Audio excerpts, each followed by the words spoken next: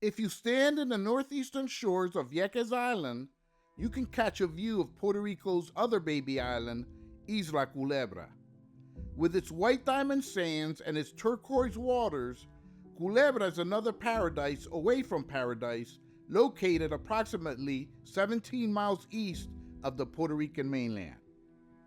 The history of Culebra Island is a fascinating and yet a tragic journey through time, from its pre-Columbian roots to its transformation into a modern tourist paradise. The island's history is marked by encounters with various cultures, including the Taino and Carib Indians, European explorers, pirates, and the United States Navy.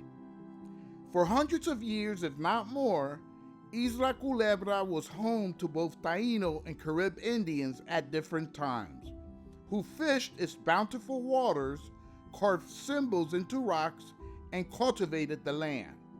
Here they lived in harmony with the waves and wind, their connection to nature evident in everything they did. But that would change in 1493 when Spanish explorers claimed Puerto Rico and its surrounding islands for Spain. When the Taino rose up against the Spanish in 1511, Taino Indians from the main island sought refuge on Culebra and allied with the Caribs who lived there at the time to launch random attacks at the Spanish. Eventually, the Spanish would move in on Culebra and end the insurrection. For centuries after that, however, Culebra remained largely untouched by Spanish colonists, as they focused on larger land masses. It was during this period that Culebra became a refuge for pirates and lawless bandits. Over time, other foreign interests also took notice of Culebra and began to exploit the resources of the island.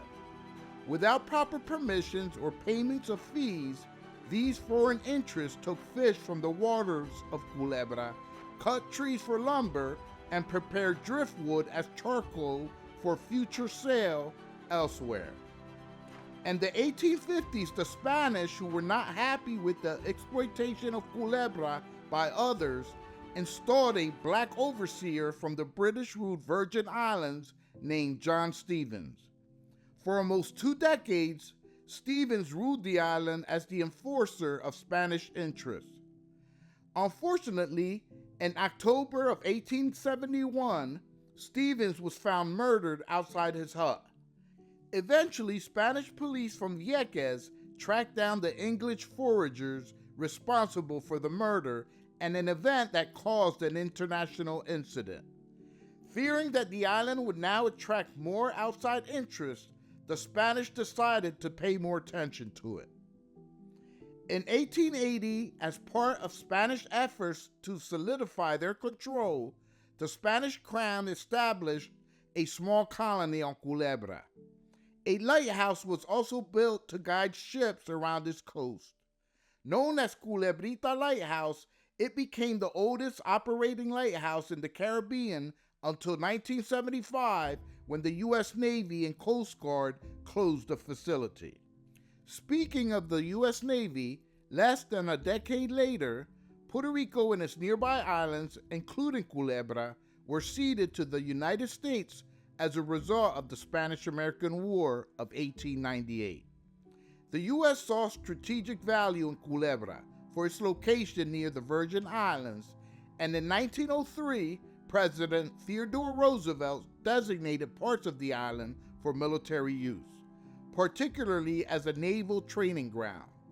This led to decades of military exercises, with U.S. forces frequently conducting bombing practices and other training exercises on the island. Environmental impacts from the bombing exercises were significant. Culebra residents eventually organized to oppose the U.S. Navy's activities, leading to protests throughout the 1970s. After mounting pressure, the U.S. military officially left Culebra in 1975, relocating its training operations to Vieques, another nearby Puerto Rican island.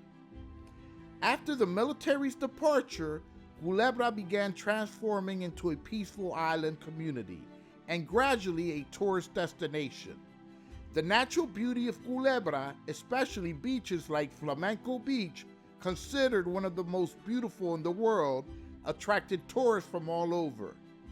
In response, Culebra's government and citizens focused on sustainable tourism and conservation efforts. Much of Culebra's land was protected, with wildlife refuges established to preserve the island's coral reefs, sea turtle nesting areas, and diverse marine life. Let us know what you think in the comment section below. Help us to spread this video by sharing. Don't forget to subscribe and turn on the notification bell for more videos.